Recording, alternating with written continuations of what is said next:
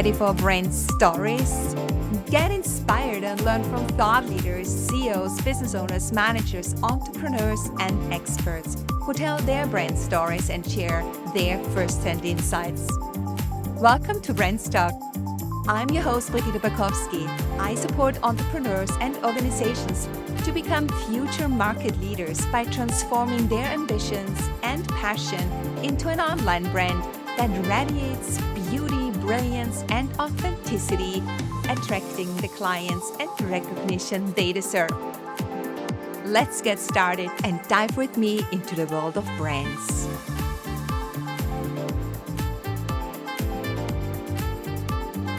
My guest today is Lauren Ashley. Lauren is a connector, disruptor, and certified professional coach. Above all, she is a multi-passionate obsessed with supporting women in life transition, leadership, and success. Never following a straight path, Lauren has learned to harness the power of being heart-centered, growth-minded, multi-passionate, and wants to empower and inspire more women to do the same. I warmly welcome Lauren Ashley. Welcome to BrandsTalk. Thank you so much, Brigitte. I'm so excited to be here and to be having this conversation. Yeah, thank you, Lauren. Thank you for being here today. I love this conversation about, community building and bringing people together, relationship building, networking. And you are a community builder par excellence. You call yourself a conduit for humans to experience the transformative power of meaningful connection. So Yes. What I want to know from you first, why has community building become your passion, your why? What is it that you started doing that? Well, I'd say I didn't really know it was going to be a passion until 2020 at the height of the pandemic, when I started conducting what I can only call a social experiment during that time. And that was really to hear the experiences of women and what they were going through during what felt like a very traumatic time. Maybe even we felt like our lives were in a bit of turmoil. And I kept having women just open up to me vulnerably about what they were experiencing, what they were longing for, partially because there was a lot of longing, and community became one of those things that kept resurfacing in my conversations. I don't have people I can share my life story with or what I'm working through. And there was this kind of overall belief that our trajectory in life could be positively influenced by having the right people in our community. And community is one of those things that feels very nebulous to me. If you ask me like what the word community means, it feels very like broad strokes. Mm-hmm. What is community? Like-minded people coming together for some purpose. What I really look to create is almost what I call a collective. So like-minded women, but also, keeping it fairly intimate at the same time was where my mind went, because we all feel like numbers a lot of the time, or like we don't matter. When communities are huge, we can find it hard to find our place in those spaces. So I really wanted to create community that was about depth of connection, the thing that I felt was missing for so many women, a place for them to share their stories vulnerably, to get the support they needed to really up-level their lives in some way, shape, or form. And I really didn't care what they were looking to up-level, personal, professional. I feel like the two intersect always. And I know this from my time as a coach too, that our professional or personal lives often intersect. And I wanted community that supported the whole person, not just one facet of the person.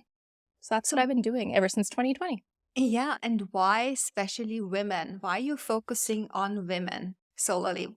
Why is that your niche?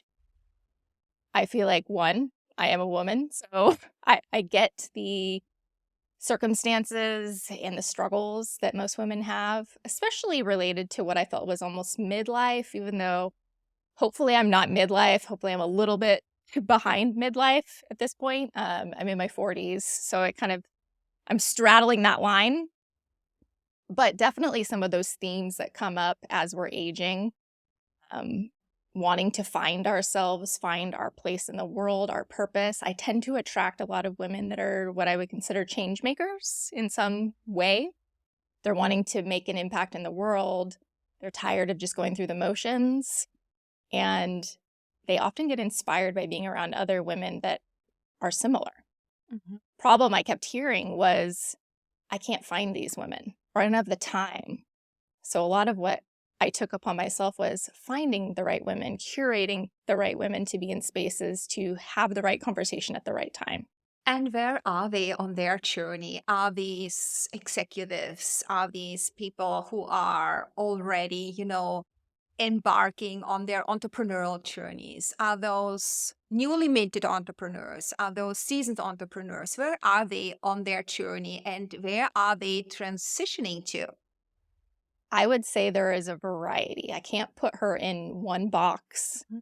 but I will say I would say there's mostly early stage entrepreneurs for whatever reason that are attracted to what I'm doing. Because like I said, I think at a certain point in our lives, we've probably worked a corporate job most of our career, have experienced some level of burnout, toxicity, um, lack of balance just overall, where then we seek those opportunities to get back into what I call harmony, because I think balance is one of those kind of elusive things.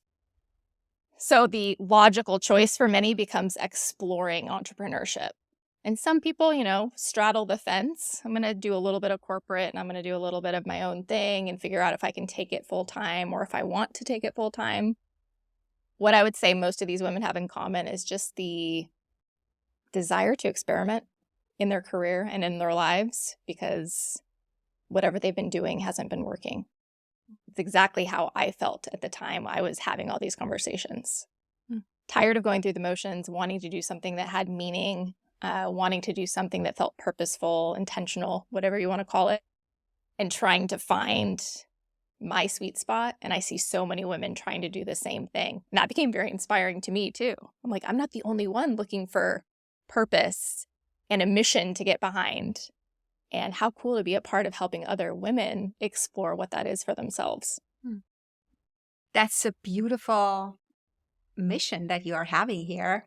And why are you calling yourself a disruptor in community building? Because there have been communities out there for forever, yeah, in all shapes and forms. But why disruptor? What meaning do you attach to that? To me, it's about two things. Approaching community from a different slant than I had seen, which I think kind of alluded to that community felt like a space to go for like one part of yourself or a facet where it was like, I'm going to go here to work on entrepreneurship. I'm going to go here because I'm a working mom. And me personally and other women I talked to were just felt like feeling tired and overcommitted. Like there was too many places to go to support the whole person we were. So I wanted to disrupt that in a way where you could come and essentially do life together. Whatever was going on in your life, you could find a resource to have the right conversation. And that's the second part was I really focus on not just coming to learn, because I felt like that's the slant most communities use was this is a learning space. Maybe it's a collective group learning space, but it was very content centric where when I first started, I had ideas of bringing content into space and not to say I don't, but I really wanted to emphasize the connection piece. Like people are coming here to connect. So facilitating the right conversation at the right time is really what I'm trying to do and how I'm trying to disrupt what I see in community, which is, learning's great. Everyone in my community wants to learn, wants to grow. That's a component. But the central theme of the community I'm building is around really being in relationship with women. Mm-hmm. One, because I feel like we learn even more when we're in that open and receptive space. And I also wanted to create an ecosystem for women to truly support one another in whatever they were working on in their lives. And to me, the easiest path was build relationships. From there, women naturally want to support each other. You don't have to ask. It doesn't feel transactional. It feels supportive. Yeah. So I was really trying to step out of transactional community spaces, which I see so often, and really make it relationship focused. Mhm. So since this is relationship focused, there's an aspect of learning, there's an aspect of connecting and relationship building, and it's supportive. And what does it help women within the group, but also growing beyond the group? Because there's a purpose of the group that helps them also outside of the group boundaries. What is that objective? To me, it's to start going after the things that they really want. That's kind of if there's an ulterior motive here or a hidden agenda, even though it's a very, what I would say, positive one, is for women to feel empowered to take the steps in their lives that are going to lead them down the path to more purpose, more happiness, more fulfillment, whatever that thing is for them. And I don't want to speak for all women. And this is something I talk about with most women, was we have to define success on our own terms. And it's often something we have allowed culture, society, environment to dictate to us. So in community, we're having a lot of these conversations. What is success? What are you looking to achieve? And once we get clear on that, the community then acts as kind of that conduit to help you take those steps. And in a sense, step into who you were maybe meant to be or who you feel like you're becoming. So I feel like it's a place to really evolve, experiment, and be all that you're capable of. I got really obsessed with potential, people and potential, even in myself as I was exploring it, and coming back to this idea that the right conversations at the right moment were those sparks that were moving me along in my journey, were the catalyst in a sense. So I wanted to bring that to more women, the power of the right conversation at the right time. Wow, I love your approach. I think that's got so much richness in its meaning. So you have Catalyst as a brand name. Yeah, let's stay with that. How did you arrive at the name Catalyst? Because every brand's name has a story to tell. So what is it? I mean, for me, I kept hearing words like spark, some internal driver, something that was happening internally as I was having conversations. And the best word I could attach to that as I thought about what I wanted this brand to be was these conversations were creating a catalyst inside of me. And sometimes even inside the other person, right? And that was the beauty of it. You never know who's being impacted. Ideally, both people if you're in a one-to-one, ideally all people if you're in a group. But providing those sparks, those moments of whether it was clarity or just focus, because I think I realized even for myself that was something I had been missing for so many years. I didn't have good voices that were providing that spark I needed to pursue the things I wanted to believe in myself, because I see this as a underlying theme with most women is like that self-trust component. That I can go do this thing, that I can achieve the things I want. It's amazing when you have women rallying with you, how much further you get. So they all become a catalyst for one another. And that's what I tell everyone. Basically, we're all walking around potentially being catalysts, and being able to hold space for other people to explore, to experiment is a really powerful thing. And to sometimes be a sounding board. Sometimes all we have to do is listen. Other times we love hearing feedback, so we know we're moving in the right direction, or we start moving more quickly in the direction we want to go. So that was kind of the idea behind Catalyst, the spark that keeps us moving forward or helps us build forward momentum. Yeah. Yeah. So when you're starting such a community, what are some key elements that make such a community-driven brand stand out in the competitive market? Yeah. I was going to say, I think that the number one thing is shared values. Yeah. Knowing we're going to come into a space and feel like we're kindred spirits sometimes, or we just understand each other And that's the hard thing to do in community, especially when you become focused on the business side of community, which I could have a whole other conversation about how I've seen that go so wrong in community. How I stay anchored in the fact that I'm a community builder and disruptor, like I have explained, is that I'm there to serve people. I'm not there to serve myself. Yes, we all want to make money in the businesses we do, but at the end of the day, if I don't put the people first, this business doesn't exist. Mhm. Yeah. So it's really getting grounded in the fact that I'm here to serve people. These people want to serve each other too, which is a beautiful thing. And what makes this community to me stand out and be different is we're not all there to be self-serving. Yes, we want to get something out of being in the community, but it's amazing how much more connected and engaged in the community you feel when you're really valued as the person in there and that you're getting to support other women.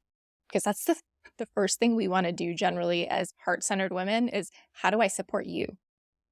The harder part is encouraging women to ask for the support they need, because that's where we struggle. This type of woman that comes into my community, we're givers. We're always going to give first, sometimes to our detriment. So that's another thing I've kind of had a mission, is to get women to step up and ask for the support they need, and knowing you're in a space where these women want to freely give and support in any way they can. So make the ask. Wow, that is interesting. And also, you are in the pursuit of growing your community. So, how are you communicating your community, your brand? Is it via social media? Is it via Instagram or LinkedIn? Are you focusing on one platform or on several platforms? Is it email list building? So, how do you get your word out? I would say right now, my main focus for marketing, or very organic marketing, has been LinkedIn. I decided about 6 months ago that I was basically going to go all in on that platform, because I was finding that the quality of interactions, the connections I was making there, far exceeded any other social media platform, especially considering I am in the relationship business. I build relationships, I plant seeds. I'm often on calls, meeting people, hearing about them and their story. That's a big part of what I do. I'm not the person you're going to ever see putting ads out there saying, hey, fill out an application, in you go. I meet every single person that comes into my space because I'm very intentional with the energy I'm trying to create. And the only way I can describe it to most people is that it's an energetic container. So I'm looking for alignment on both sides. Part of it's like, yes, Catalyst is me, an extension of me, right? It's my values. It's what I believe in. Call it the brand's values, but they're very much mine. Yeah. I am the person behind the brand.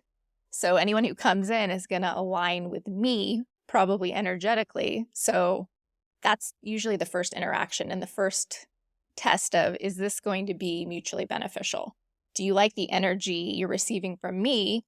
Because if you do, you're likely going to encounter more women like me, different versions of me, right? We're not all the same, obviously, but we believe in the same thing. We uphold a lot of the same values. And that's the first interaction most people have with my brand is, here's our core values. Do you align with these? That's the first thing I want to know, because if you don't, this is probably not the space for you. I also want to be able to recommend other spaces sometimes too. And I do. If I'm like, this isn't the right fit, but here's some other spaces that might be more what you're looking for. So that means you grow your business by having this one-on-one calls via LinkedIn. You start a conversation on LinkedIn messages, and then you're having a Zoom coffee chat, and then you're figuring out whether this would be a good fit for your community because it's based on the shared values. And what I love so much, what you have said before, is it's first about you as a person, your personal brand. It's the foundation. The values are your foundation. You build your personal brand upon, and that goes then into your. You mentioned something kind of an extension, your company brand, the Catalyst. Yeah, it Yep. is, because you infuse meaning, your personal meaning, into that company that you're Hmm. building. It's the foundation of your company brand. So that's what I like. And in the forefront is always the person, the human behind the brand, right? And Hmm. I think this is a beautiful approach, this relationship building to get people into your network. And what I also really like is if there is no alignment of the values, or when you think this is not quite right, it's just not working, then Hmm. you refer to another network if you know someone.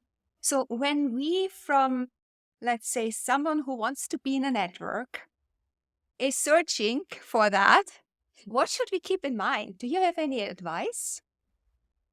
Yeah, I mean, I actually talked about this on a LinkedIn Live that I did about the things to look for when you're looking to join a community. The things that I'm looking for too on the opposite side of bringing people into a community. And it's the thing we already talked about, values alignment. Are you clear on who you are, what you value? Does the community you're looking to join uphold your values or act as an extension to them? Or you see something in that where you're like, yeah, I want more of that. I can tell those are going to be my people, because I feel like that's a huge part of the equation is you're looking for your people. That's what I was looking for. I'm like, where are the people that I'm just going to click with? That there's going to be minimal effort to feel at home in the community, but also like a lot of curiosity about the people. Because curiosity is one of our values too. Like, how curious are you as a human? Do you like starting conversations? Do you like getting to know people? So values is central. The other thing I tell people to look for is diversity, and not how we look at diversity today. That's one component. But diversity of perspective. Because I feel like, at least for me and what I'm trying to create, I'm not trying to create an echo chamber of me. I don't want to be in spaces where my perspective is the predominant one, or you're constantly hearing the same thing. So I'm always looking for diversity of perspective. And sometimes that's age. So in my community in particular, age is not a factor. Sometimes, as women, we experience ageism, especially in our careers. But this was a space where I was like, you know what? I can learn just as much as I can from a 30-year-old than I can from a 65-year-old.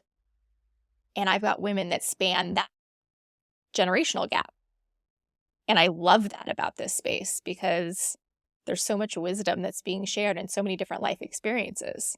So that's a huge thing for me if I'm looking for community is, can I get perspective? Can I get diversity? And yes, check all the regular diversity boxes too.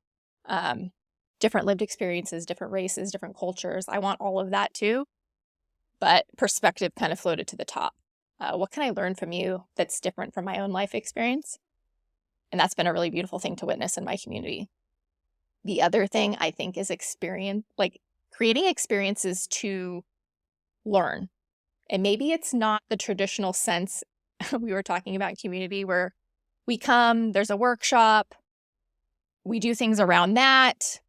I'm not to knock those things. They can be really powerful, but not making that the central learning thing within what I do. I think of learning more of like, how do we learn and grow from each other? So how is your story going to influence my life trajectory and vice versa? What could I teach you that I know? And it's funny, I recently had a conversation with another community builder about this concept, that's how we are the dominant species on the planet, is that we, one, come together in community, we share things, we propagate learning, we teach other people, and it just like keeps going. It's this propagation of learning and building spaces to do that learning. So I got really like wrapped around this idea of, yeah, that's the beauty of community. It's like, yeah, we can go learn something on YouTube, or we can go learn from a thought leader about something, but it's in the community when we're talking about it, or we're hearing real life experiences from someone that we know, like, and respect. It becomes really tangible for us. Or we start to get the confidence that, you know what, I can do that too, or I can do this thing. And I've got this person who's now going to be my cheerleader, my biggest supporter. And that was the piece that I really wanted to bring to community, that you would have that army of women to basically have your back. So learning from each other. Can you do that in community? Yeah, it's also being open, and you know that you can let down your guard. It's being open for vulnerability because you're sharing a story. We have talked about storytelling, and how do you do that? It's being open, being vulnerable, and being your true self. It's real life stories. So how do you help them to, first of all, I mean, when we are getting out there, we are having our businesses, we are entrepreneurs, and it's always like we have to be vulnerable, show vulnerability as a personal brand, be authentic as a personal brand. But at the same time, you need to maintain this professional image. How do you balance that? I would love to hear your perspective on that because it's such a big topic. Yeah. And I mean, I almost think of it like how I think about leadership today. That it's finding that right balance of authority and empathy. I don't want to overshare, but I also know I need to share to actually build true human connection. And as a coach, I think it comes more naturally to me where I can hold that line pretty well, where I'm like, I'm pretty much an open book. I won't always just come out and share everything about my life because, again, this community is not about me.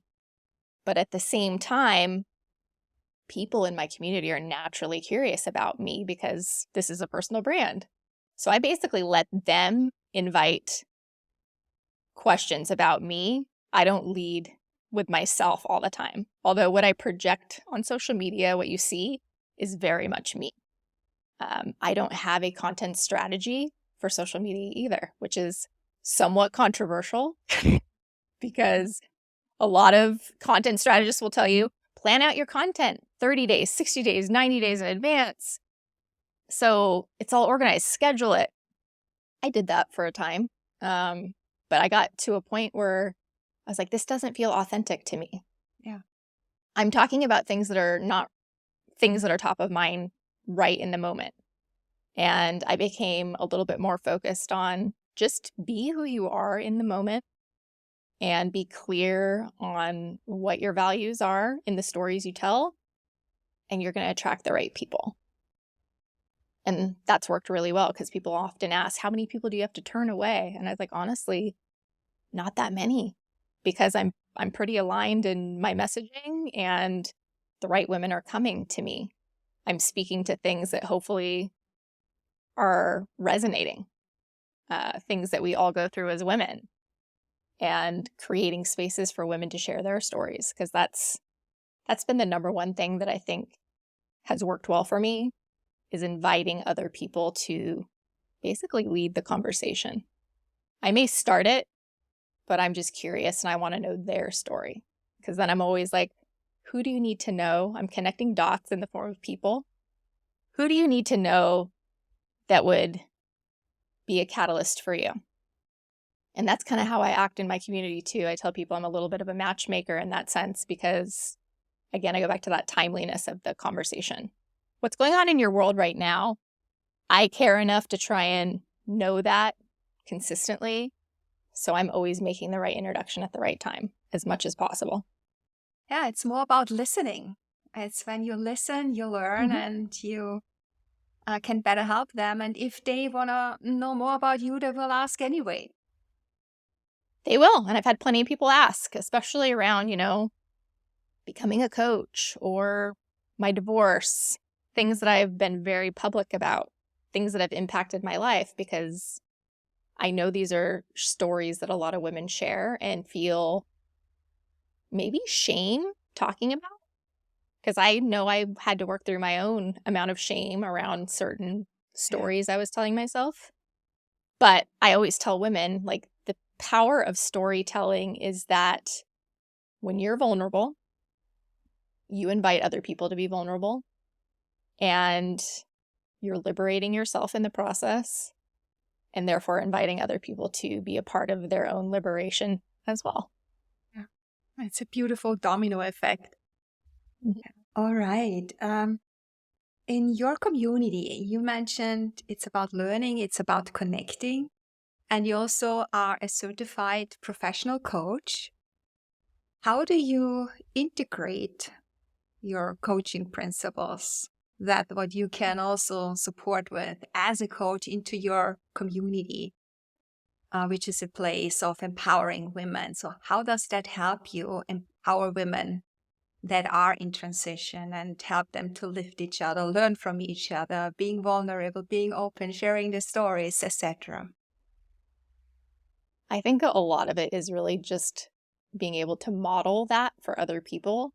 And I lead with the coaching, whether they know it or not, because that's how I start a conversation. It's about curiosity. And I do the things that a coach would do. They don't know that necessarily, but it's a honed skill of being able to be really an active listener with people. And like you're with them, you're validating them, you're acknowledging them, and also creating spaces inside the community to do that. Because what I found, and any other coaches listening, we know that we're there to guide people to their own internal wisdom, not to tell people what to do, unless you're a business coach or that type of coach where you're really getting into strategy and tactics with your clients. For me and the kind of work I do, it's really about people getting to tune into themselves and their own inner wisdom, and me just being a guide most of the time, or reflecting back what I hear a lot of the time. And a lot of the aha moments for anyone, either in a session with me or in a space with me, is just hearing themselves talk out loud. And me being like, did you hear what you just said? Because I'll tell you what I just heard. The wisdom most of us are looking for is inside ourselves. But that's why community is so important, because community will draw it out of you. The right people will draw it out of you, even though it's already there.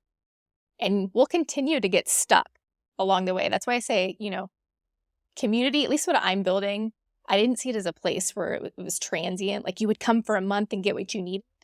You're evolving all the time. You're transitioning through life. Things are happening. Things are shifting. Life is fluid. It's not static. So there's going to be lots of things you need to navigate, and you're going to want a resource to navigate those things. And a lot of times, the best resources, at least for women, because we're community-driven beings more so than men, I think, which is also a totally separate conversation. But probably why I serve women is that we know we need each other. We thrive with other women around us. It's why we live longer than men.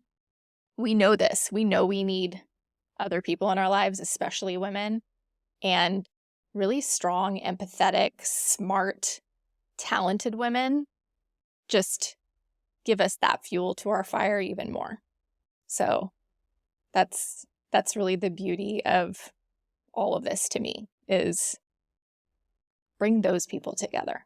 Watch them uncover their wisdom in community and help each other continue to evolve.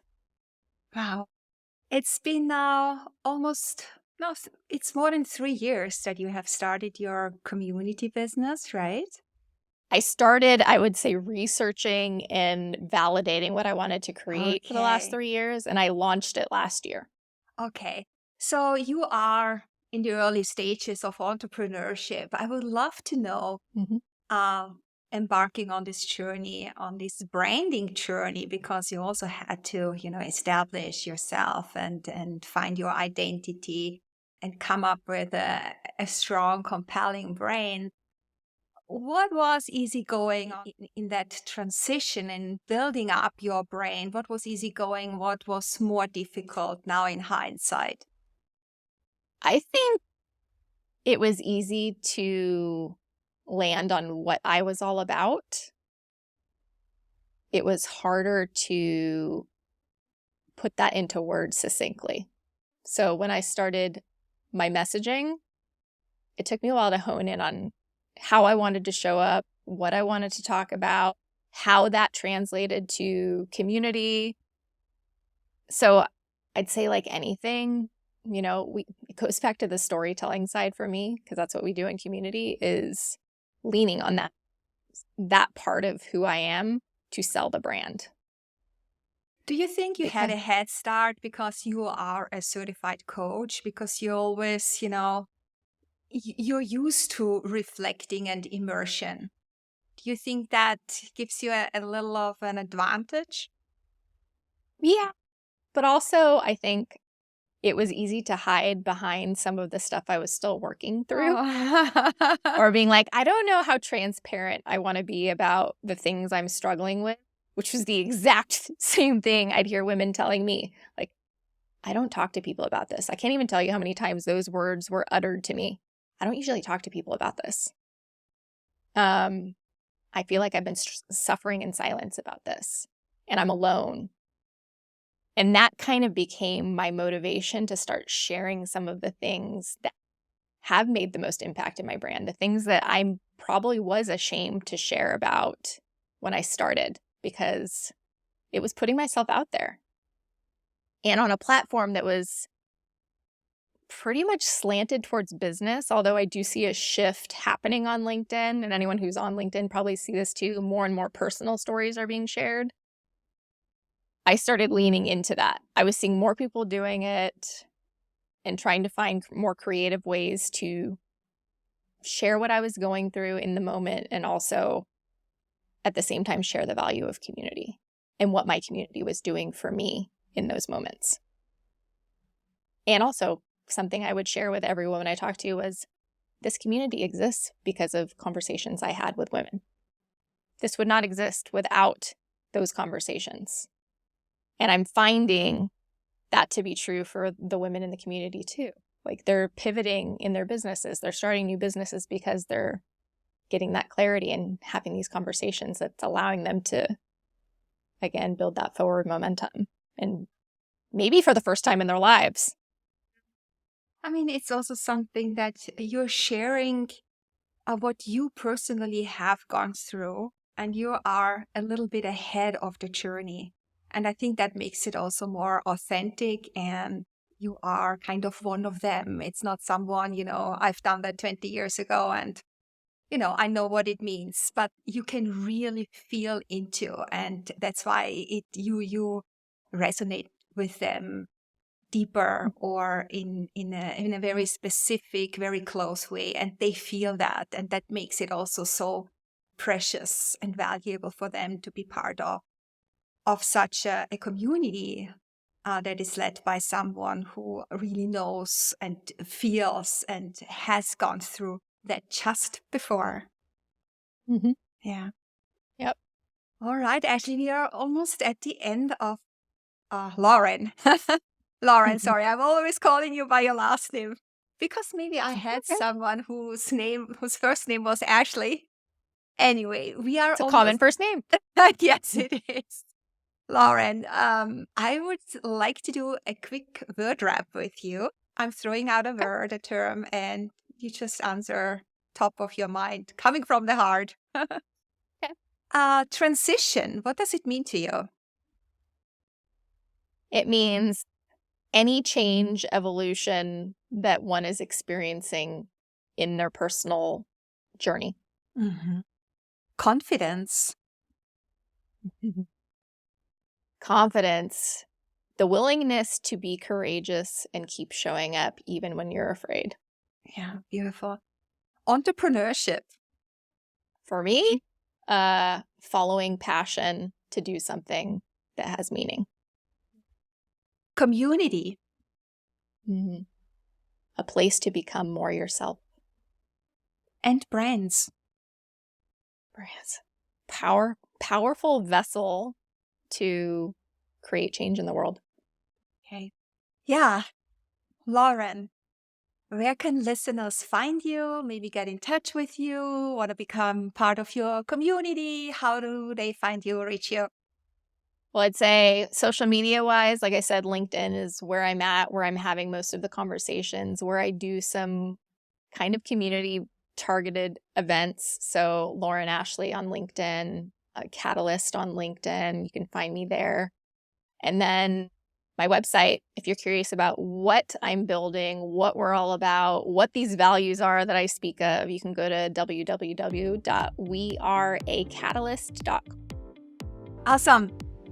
Lauren, thank you so much for being on BrandsTalk today and share with us how to build meaningful communities that connect women in life's transitions. Thank you so much for being here today and share.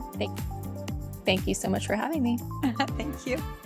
If you like my show, follow BrandsTalk on your preferred app, share it on social media, and if you find a minute or two, leave a quick rating or review. Thank you so much.